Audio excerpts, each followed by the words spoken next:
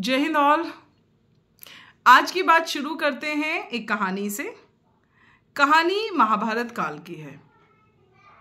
पांडव अपने 12वें साल वनवास के साल में घूम रहे थे। जंगल के बीचों बीच उन्हें एक दरवाजा दिखाई दिया। बेहद खूबसूरत दरवाजा था। तो चारों पांडवों ने, यानी कि युधिष्ठिर के अलावा बाकी चारों ने सोचा कि अंदर जाकर देखें। इतना खूबसूरत दरवाजा है, अंदर जरूर बहुत खूबसूरत नगर होगा। जंगलों में भटकते भटकते थक गए थे, तो उन्होंने सोचा कि चलो अंदर जाते हैं और जाने के बाद देखते हैं कि इसके अंदर क्या है। गए तो हालांकि युधिष्ठिर इसके हक में नहीं थे कि वो उस दरवाजे के अंदर जाएं, लेकिन भाइयों ने जिद की, तो इसलिए युधिष्ठिर ने कहा ठीक है चले जाओ, लेकिन शाम तक लौट आना। ठीक है। अंदर गए तो दरबान ने कहा कि भाई चारों भाई एक दिशा में नहीं जा सकते, चारों को अलग अलग दिशाओं में जाना होगा। लौट के आएंगे और आने के बाद मुझे बताएंगे कि आपने क्या देखा और इसका क्या मतलब है। तभी मैं आपको जाने दूंगा, वरना मार दूंगा।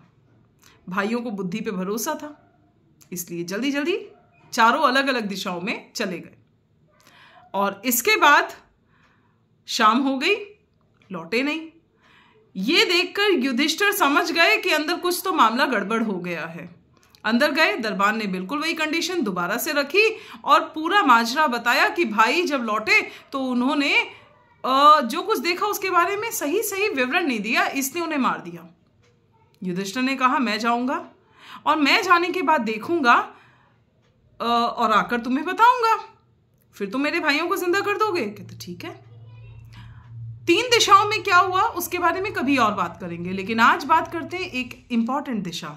तो लौटने के बाद युधिष्ठिर ने कहा कि मैंने देखा कि एक गाय अपने बछड़े को लगातार चाट रही है और चाटते चाटते लहूलुहान कर दिया। और इसका मतलब ये है कि कलयुग में माएं अपने बच्चों को इतना प्यार करेंगी कि ये प्यार उन बच्चों के लिए नुकसानदायक साबित होगा।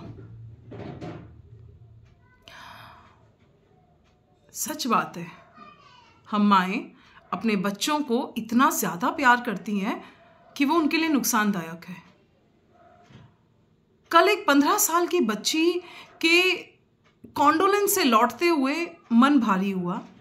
मन किया कि आपके साथ बात करूं, लेकिन बात करने की हिम्मत ही नहीं थी, क्योंकि हम टीचर्स इमोशनल होते हैं, हम अपने आंसुओं को रोक ही नहीं पाते। तो इसलिए कल सही वक्त नहीं था आपसे बात करने का, लेकिन आज जरूर करना चाहूंगी। आपको याद होगा कि जब हम लोग छोटे थे तो हमारी माएं जन्मदिन पर हमारे लिए हलवा पूड़ी बनाती थी, हवन करवाती थी, और उसके बाद हम खुश हो जाते थे। जब आज हम अपने बच्चों का बर्थडे सेलिब्रेट करते हैं तो बड़े बड़े होटल्स में लेकर जाते हैं और खाना खिलाते हैं। रसोई तो हम भी चलाते हैं, और रसोई ये रेस्टोरेंट्स भी चलाते हैं। कभी आपने सोचा कि आपका बच्चा अगर दूसरा डिश मांगता है तो आप कहते हो कि भाई पॉसिबल नहीं है, लेकिन इनके पास पूरा एक लंबा चौड़ा मेन्यू होता है। हमें राजमा चाहिए, बिना भीगे राजमा बन जाते हैं, छोले बन जाते हैं, माँ की रसोई, पापा का ढाबा, सब चल रहे हैं और बहुत शान से चल रहे हैं। पर ये हमें परोस रहे हैं जहर। हमारे बच्चे अक्सर ये खाना खाकर बीमार पड़ रहे हैं, और ऊपर से ये जो घर तक खाना पहुंचा रहे हैं, ये दूसरा जहर है जो हम अपने बच्चों को परोस रहे हैं। ऐसे ही एक जहर खाकर बच्ची ने तो खाना ही खाया था, लेकिन कायदे से वो खाना नहीं, जहर था। फूड पॉइजनिंग, और फूड पॉइजनिंग से डेथ बेड। सिर्फ 3 दिन का वक्त, बीच में ऑर्गन फेलियर, कैंसर, न जाने क्या क्या बीमारियां हो गई।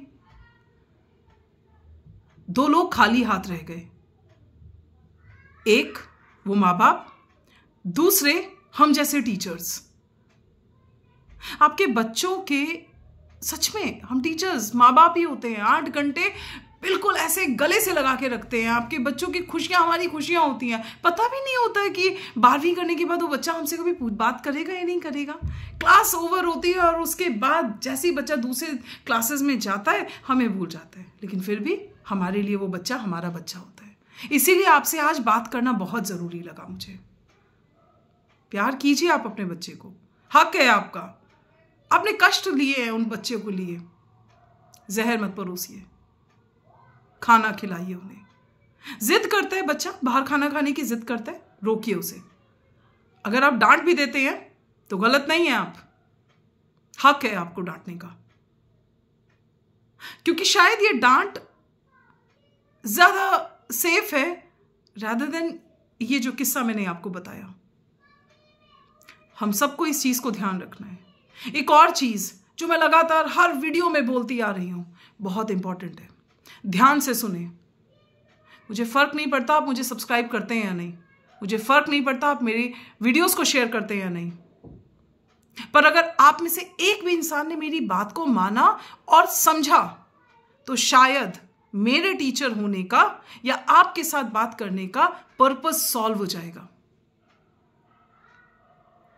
ये जो हम अपने बच्चों को कहते हैं ना, बेटा तू बड़े होके साइंटिस्ट बन, आईआईटी कर, डॉक्टर बन, आईएएस बन, पीसीएस बन, क्या सच में हमें हक है ये बात कहने का अपने बच्चों को?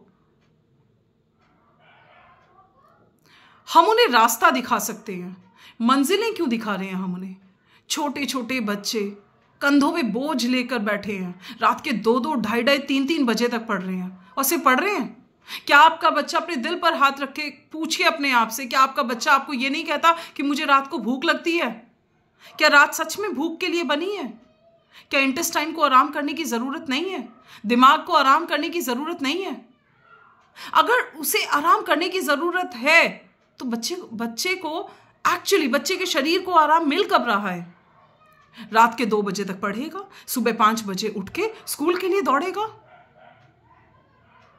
हम गलत हैं, एक्सेप्ट कीजिए हम गलत हैं। इस जगह पे आप भी हैं और मैं भी हूं, और हम जैसे करोड़ों माँ बाप हैं जो इस चीज को एक्सेप्ट करने को तैयार ही नहीं है। हमने बच्चे को आईआईटी के सपने दिखा दिए, हमने नीट के सपने दिखा दिए, लेकिन हमने उसे क्या कहा? रात रात भर जाग। आप 1 हफ्ता जाग कर देखिए अपने बच्चे के साथ, रात में बीमार हो जाते हैं हम लोग। और बच्चे, उन्हें हम कहते हैं कि भैया ठीक है तुम रात भर जागो क्योंकि तुम्हें 95% मार्क्स लाना है। है क्यों लाना है? और एक बात बताइए, क्या सच में आईआईटी और नीट गारंटी है खुशियों की? अगर ये सच है तो हमने आईआईटी करने के बाद मंक बनते हुए लोगों को क्यों देखा है? यानी कि वो जान चुके हैं कि आईआईटी भी खुशियों की चाबी नहीं है। मैं आईआईटी के खिलाफ नहीं हूं, मैं मेडिकल फील्ड के खिलाफ नहीं हूं, लेकिन मैं खिलाफ हूं अगर बच्चा एवरेज है या किसी और फील्ड में मास्टरी कर रहा है तो जाने दो ना उसे, उड़ने दो उसे, उसकी उड़ान, पंख मत कतरो उसके।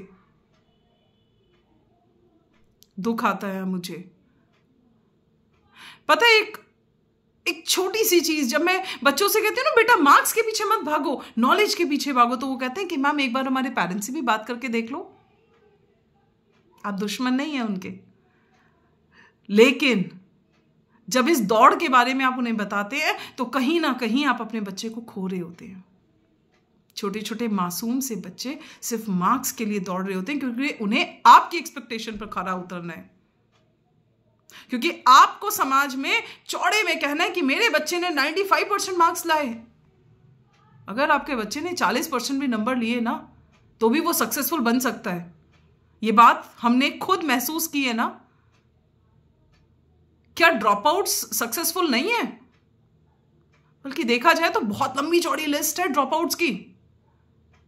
तो बच्चे की नॉलेज के पीछे भागिए, उसे बोलो बेटा पढ़, जी खोल के नॉलेज ले, मार्क्स के पीछे मत भाग। मार्क्स तो अपने आप आएंगे जब तुम्हारे पास नॉलेज होगी, लेकिन हमने तो सपने उसे आईआईटी और जेईई के दिखाए। और बच्चे रात को जब भूखे होते हैं तो क्या करते हैं? कच्ची मैगी खा ली, बिस्किट्स खा लिए, जोमैटो से खाना मंगा लिया। ये खाना नहीं है, जहर परोस रहे हैं हम अपने बच्चे को। तो प्लीज माँ बाप बनिए, अपने बच्चे को पालिए, लेकिन उसे जीने दीजिए। बात कड़वी है पर सच है। अगर आपको लगता है कि मेरी बात आपके दिल तक पहुंची है तो ये वीडियो रुकनी नहीं चाहिए, सब्सक्रिप्शन रुकना नहीं चाहिए। Thank you.